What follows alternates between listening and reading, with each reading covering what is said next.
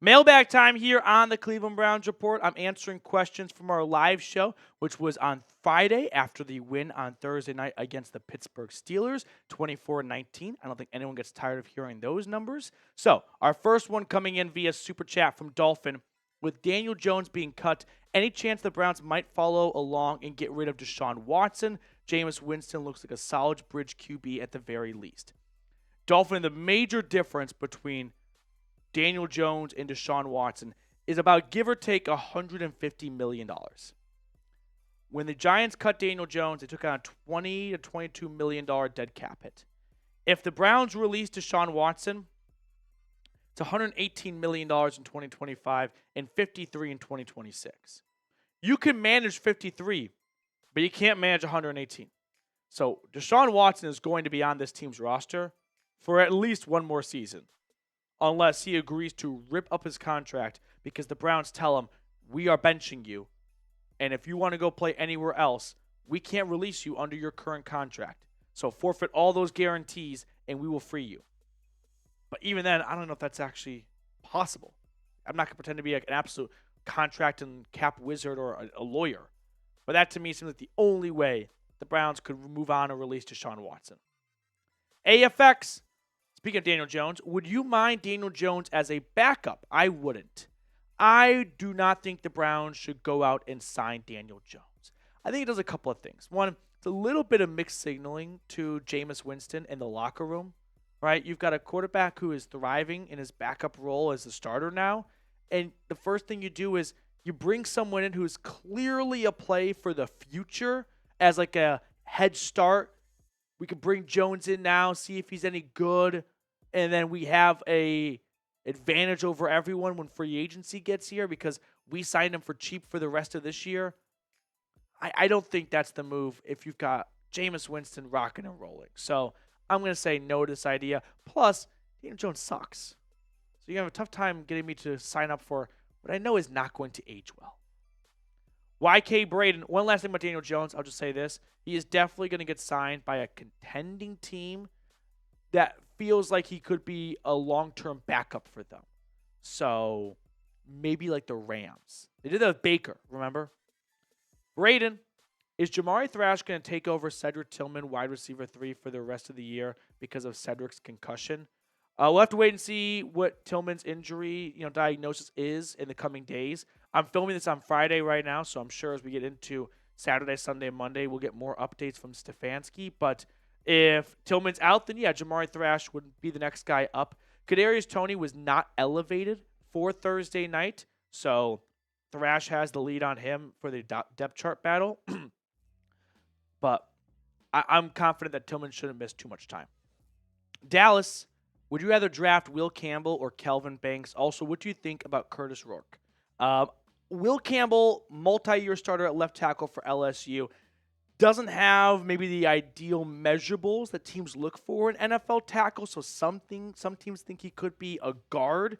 Kelvin Banks is more of a measurement standout when it comes to an NFL prototypical tackle, but I like Will Campbell a little bit more. So I would prefer to go with Will Campbell. And what do I think about Indiana's quarterback? I like him enough for round 4. That's probably where I stand on him. Just Chill 7.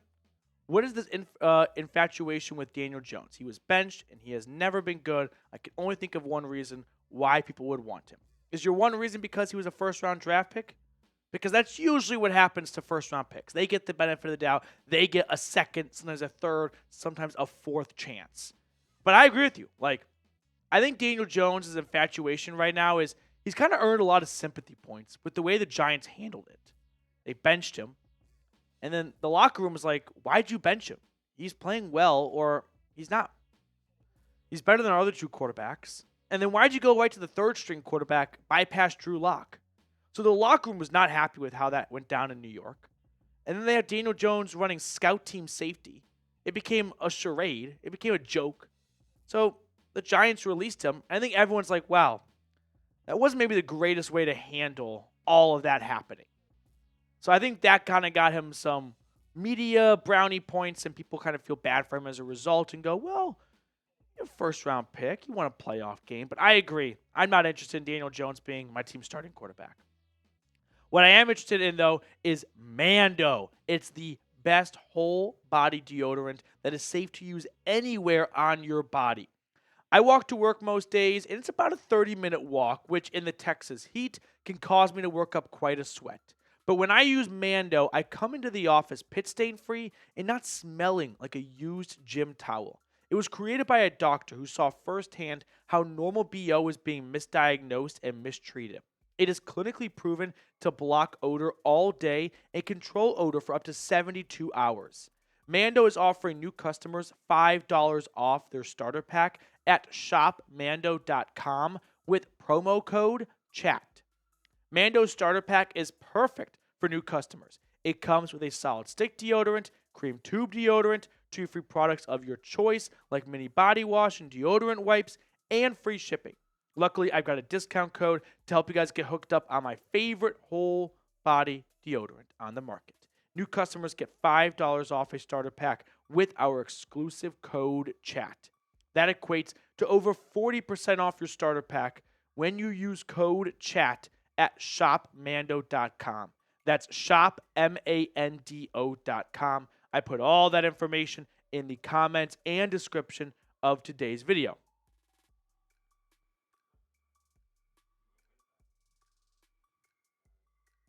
Next question from David Everett.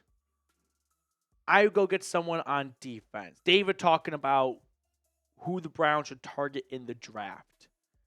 The win on Thursday night pushed the Browns from having the 2nd overall pick to the 7th overall pick, which I'm okay with. I know right now, or I know maybe in the future we could look back and go, oh, tank, but tanking never works as well as you think it does. If it did, the Browns and the Jags would not consistently be picking top 5 in the draft for the better half of the last, decade and plus. So when it comes to who they should target in the draft, long ways to go.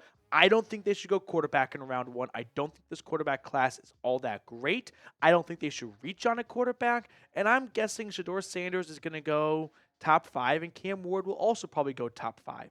And there's no other quarterback I like at all whatsoever for round number 1. So I would go get the best player available. And Abdul Carter. Imagine if you get him and Myles Garrett opposite of one another. Finally have some long-term Batman and Robin duo after kind of cycling through different eras of like Olivier Vernon, Jadeveon Clowney, Zadarius Smith. How about you go get a bona fide superstar like Abdul Carter? Excellent gamer.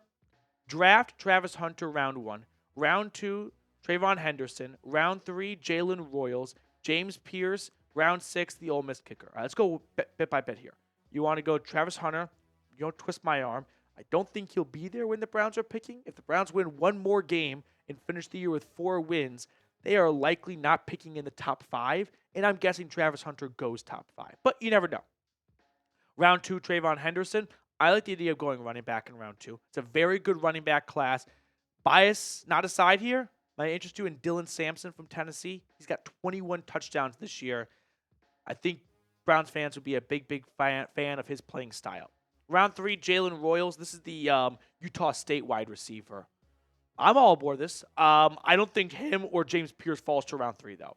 James Pierce, and this is when mock draft websites are broken. James Pierce, you can write it down right now, and it's not going to age poorly, will be a first-round draft pick.